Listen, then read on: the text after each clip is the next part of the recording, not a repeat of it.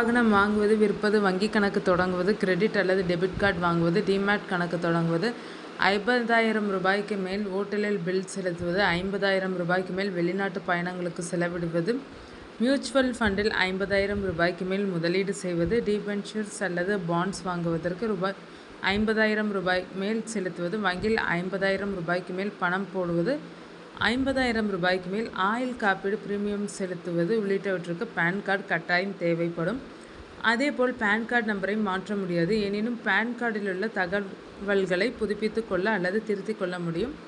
புதிய pan card விண்ணப்பிக்க வேண்டுமானால் அல்லது திருத்தம் செய்ய வேண்டுமானால் மேலும் விவரங்களுக்கு திரையில் தெரியும் வெப்சைட்டை தொடர்பு கொண்டு உங்கள் விவரங்களை தெரிந்து கொள்ளுங்கள். பேன் தொடர்பான விவரங்களை தெரிந்து கொள்ளுங்கள். இது அதிகாரப்பூர்வ வெப்சைட். இதில் தொடர்பு கொண்டு மேலும் விவரங்களை தெரிந்து கொள்ளவும் பயன்படுத்த வேண்டும். அதேபோல் ஒரே ஒரு பேன் கார்டு தான் வைத்திருக்க அனுமதி உண்டு. ஒன்றுக்கு மேற்பட்ட கார்டுகளை வைத்திருக்கக்கூடாது.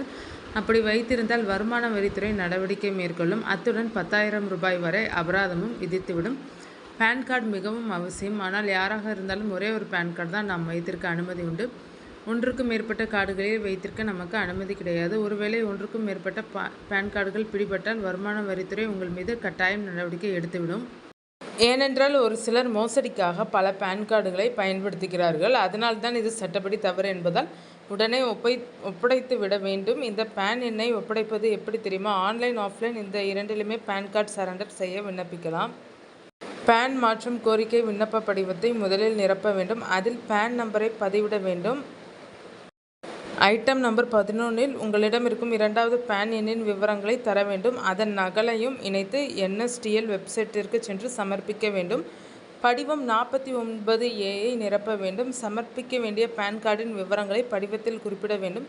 இந்த படிவத்தை உங்கள் அருகிலுள்ள UTI அல்லது NSTL டின் வசதி மையத்தில் சமர்ப்பித்து விட வேண்டும்.